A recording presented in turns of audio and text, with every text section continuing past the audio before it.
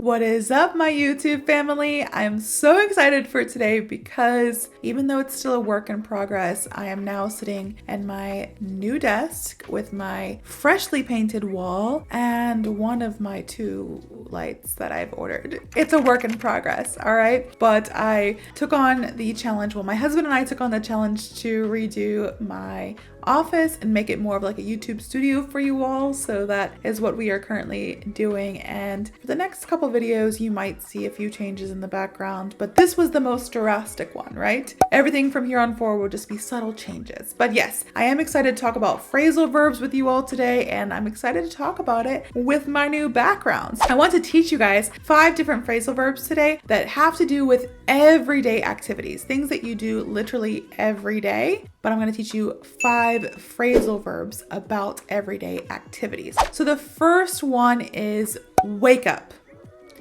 Wake up. If you're watching this right now, that means you must have woken up this morning. You woke up. Wake up just means to stop sleeping or become awake. When you wake up, you stop sleeping or you become awake. Now, wake up is something that I say every day because I'm a mom of 2 boys, and I say, hey, wake up, let's go to school. You know, also to my husband, wake up, we have to go to work. I'm always the first one to get up in my family, and I have to say wake up to all the other members of my family. It's a phrasal verb. You don't really realize it when you use it, but it is a phrasal verb. So an example of this is, I wake up at 7 a.m. every morning. I wake up at 7 a.m. every morning. Wake up. Phrasal verb number 2 is get up. Get up. Very similar to wake up. Sometimes we can use this interchangeably, especially if you're upset at the person. Instead of saying, hey, wake up, you can say, hey, get up. Very similar, but different, because you can tell somebody to get up even when they are not asleep. Okay, because the definition of get up is to rise from a sitting or lying position. So even if you're not asleep, even if you're sitting down, sometimes my kids are sitting down and I tell them, hey, go do your chores. Hey, go take a bath. Hey, go get ready for school. They don't listen. So nice, mom, out of there. And then I'm like, hey, get up, go get dressed for school. Different, you know, get up. It just means to rise from a sitting or lying position. Once again, can be used interchangeably with the word wake up sometimes if you're directly telling someone, hey, get up, or hey, wake up. Similar. Same saying, but different, right? All right, so an example for phrasal verb number 2 is she got up from the couch when the phone rang. She got up from the couch when the phone rang. That's past tense, get up. The past tense of that is got up. All right. Our future, I will get up, or I'm getting up. Past tense, I got up. Same for number 1. We can say I woke up, I will wake up, I'm waking up, or I wake up. So we have wake up, we have get up, and we have sit down. Yes, this word that we use every day is actually a phrasal verb. Sit down means to take a seat.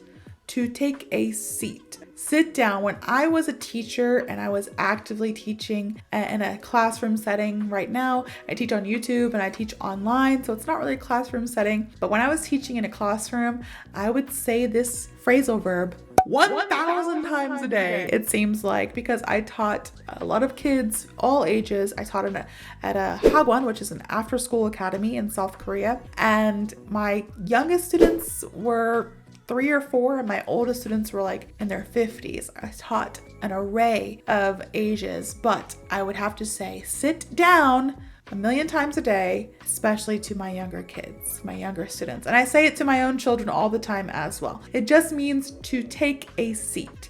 All right, if you sit down, you take a seat. Right now, I am sitting down and recording this video for you all. Sit down, all right? So an example of this is, please sit down and relax.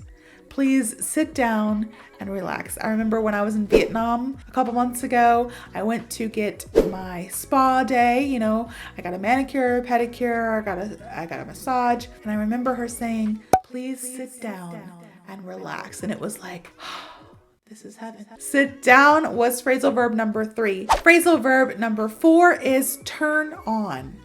turn on, all right? And I know this has a couple meanings, but this is a family-friendly show, and we are going to talk about how turn on means to activate or start something like an electronic device. To activate or start something like an electronic device. Turn on.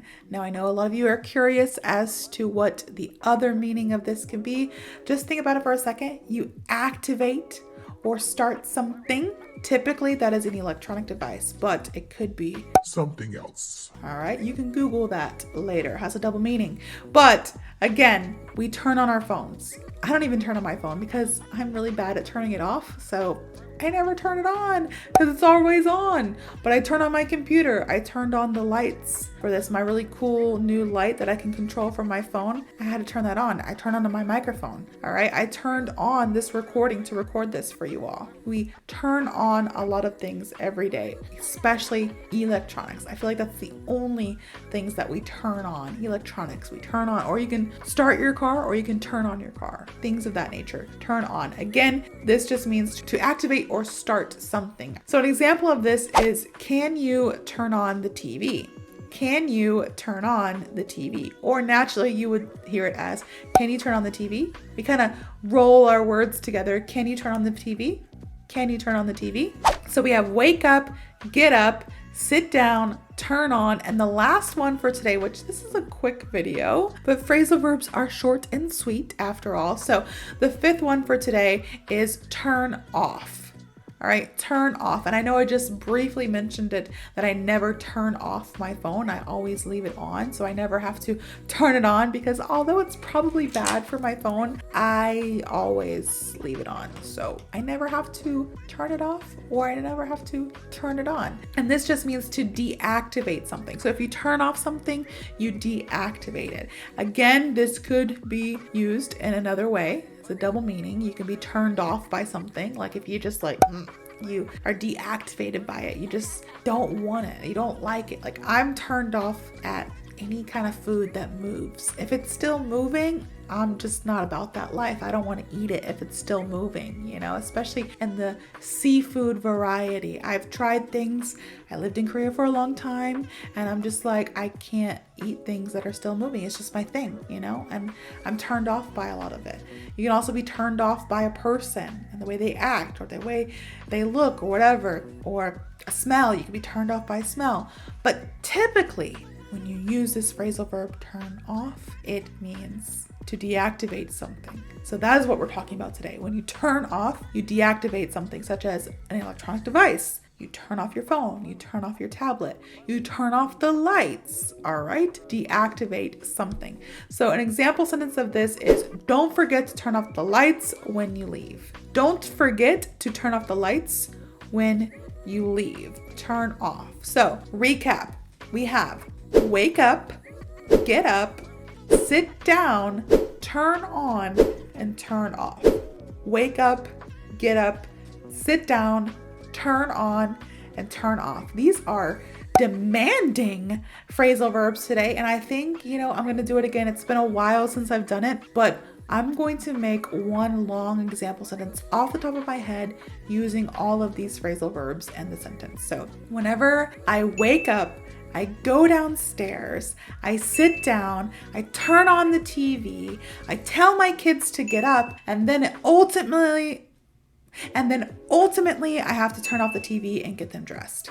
Boom, mic drop. I used all of the phrasal verbs in one example. So if you made it to here, thank you all for watching this video and learning 5 Fairly easy phrasal verbs, but they might not be easy to you, they might be easy to some, but they are ones that we literally use every day in our everyday activities. So they are extremely, extremely common. You must know them. I know a lot of my thumbnails say must know, and yeah, I'm telling you, must know. A lot of the things that I teach you on here are must know. When it comes to phrasal verbs, other things like colloquialisms, it's good to know, especially if you want to speak like a native. So if you do like this video, please like, comment, and subscribe. And I hope to see you all in the next video.